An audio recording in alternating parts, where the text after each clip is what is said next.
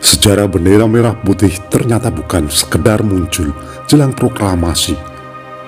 Jelang proklamasi kemerdekaan Indonesia pada 17 Agustus 1945. Lebih dari itu, warna merah dan putih dalam bendera Indonesia rupanya sudah menjadi andalan sejak masa kerajaan dulu kala.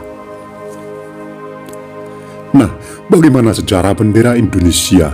Simak penjelasan dirangkum dari situs resmi Direktorat Jenderal Kebudayaan Kementerian Pendidikan, Kebudayaan, Riset, dan Teknologi berikut ini.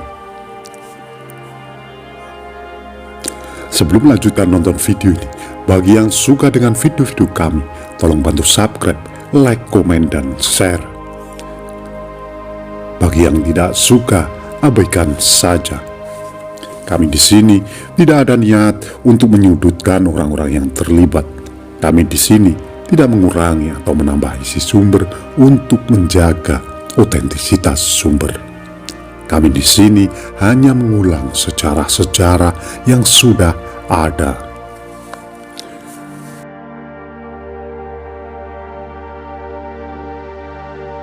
Pengertian bendera.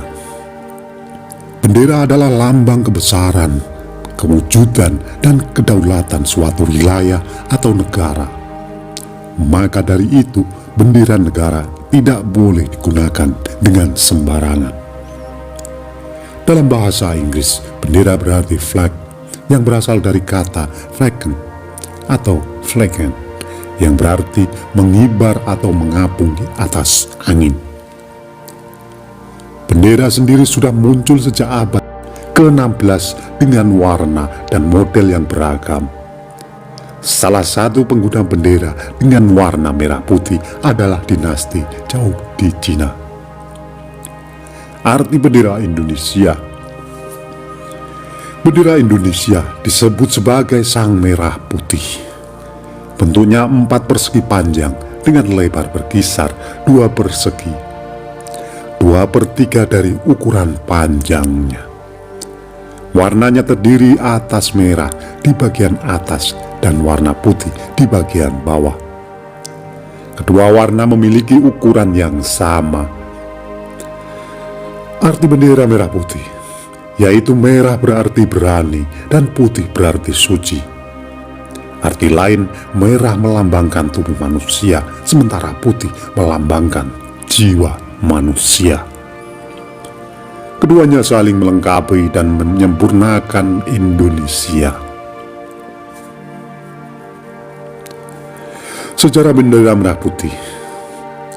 Sejarah bendera merah putih berawal dari warna yang digunakan oleh kerajaan-kerajaan di Indonesia pada era penjajahan. Salah satunya Kerajaan Majapahit. Selain Kerajaan Majapahit, Kerajaan Kediri sebenarnya juga menggunakan panji-panji merah putih pada masa kepemimpinannya. Begitu pula dengan Sisingamangaraja ke-9 dari Tanah Batak.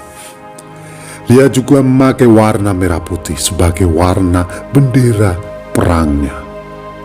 Namun tak sekadar warna merah dan putih, benderanya juga dilengkapi dengan gambar pedang kembar warna putih dengan dasar merah menyala.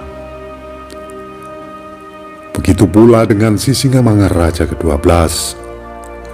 Selanjutnya ketika terjadi perang di Aceh, para pejuangnya juga menggunakan bendera perang berupa umbul-umbul dengan warna merah dan putih. Di bagian belakang benderanya terdapat gambar pedang, bulan sabit, matahari, bintang, dan tulisan ayat suci Al-Quran. Selanjutnya bendera merah putih juga digunakan oleh Kerajaan Bugis di Bone, Sulawesi Selatan sebelum era Arung Palaka. Bendera merah putih yang dikenal dengan istilah Woromporang itu simbol kekuasaan dan kebesaran Kerajaan Bone. Pangeran Diponegoro juga menggunakan panji-panji berwarna merah putih semasa perjuangannya melawan penjajahan Belanda. Bendera merah putih yang telah akrab di masyarakat Indonesia kemudian digunakan dalam gerakan nasionalis di masa perlawanan terhadap Belanda sekitar 1928. Namun, bendera merah putih sempat dilarang oleh Belanda pada saat itu. Setelah lepas dari Belanda, ide menggunakan bendera merah putih lahir lagi di era penjajahan Jepang. Kala itu, Jepang memberi janji kemerdekaan kepada Indonesia sekitar 1944. Janji itu dipenuhi dengan pembentukan Badan Penyelidikan Usaha-usaha Persiapan Kemerdekaan Indonesia (BPUPKI). Salah satu pembahasan rapat BPUPKI adalah pemakaian bendera dan lagu kebangsaan yang sama di seluruh Indonesia. Dari sini diputuskan Indonesia akan menggunakan bendera merah putih.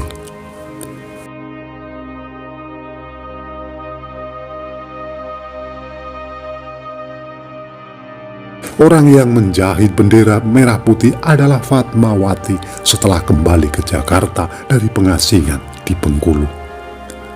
Presiden ke-1 Indonesia Soekarno memerintahkan Khairul Basri untuk mengambil kain dari gudang di Jalan Pintu Air untuk diantarkan ke Jalan Pegangsaan nomor 56 Jakarta. Kain itu akan digunakan sebagai bendera yang dikibarkan saat proklamasi kemerdekaan Indonesia. Kain itu merupakan katun halus dengan warna merah dan putih. Ukurannya panjang 3 meter dan lebar 2 meter. Setelah itu, Fatmawati menjahit kain tersebut dan menjadi bendera yang dikibarkan di acara proklamasi kemerdekaan Indonesia pada 17 Agustus 1945. Setelah itu, sang merah putih dibawa presiden, wakil presiden, dan para menteri yang pindah ke Yogyakarta pada 1946. Perpindahan itu terjadi karena Jakarta sedang tidak aman. Namun, pada 1948, Yogyakarta jatuh ke tangan Belanda lagi. Presiden Soekarno pun berusaha menyelamatkan sang merah putih dengan menitipkan kepada ajudan terpercayanya, Hussein Mutahar. Dengan alasan keamanan, Hussein kemudian membagi 2 bendera negara menjadi 2 bagian, yaitu warna merah dan putih terpisah di 2 tas berbeda.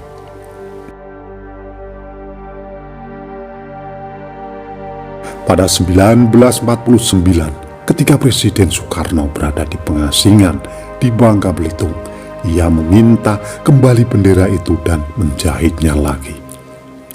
Setelah selesai dengan masa pengasingan pada 1949, Presiden Soekarno membawa kembali bendera negara ke Yogyakarta dan dikibarkan di Gedung Agung pada 17 Agustus 1949.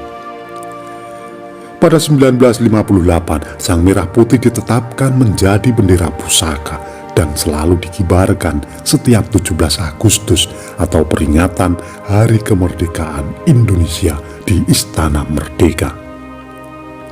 Namun, bendera pusaka terpaksa dikibarkan terakhir kali pada 17 Agustus 1968 karena kondisinya sudah sangat rapuh dan warnanya pudar. Sejak saat itu, Indonesia tidak lagi mengibarkan bendera merah putih asli, melainkan duplikasinya. Bendera pusaka kemudian disimpan di vitrin yang terbuat dari plexiglass di ruang bendera pusaka di Istana Merdeka. Bendera pusaka pernah dikonservasi oleh Balai Konservasi Dinas Kebudayaan dan Permusiuman Provinsi DKI Jakarta pada 21 April 2003. Tujuannya untuk membersihkan bendera dari noda dan kotoran, menghilangkan bekas lipatan, merestorasi bagian yang robek, menghilangkan jamur, dan disimpan kembali dalam keadaan digulung. Kemudian bendera pusaka dijadikan cagar budaya nasional.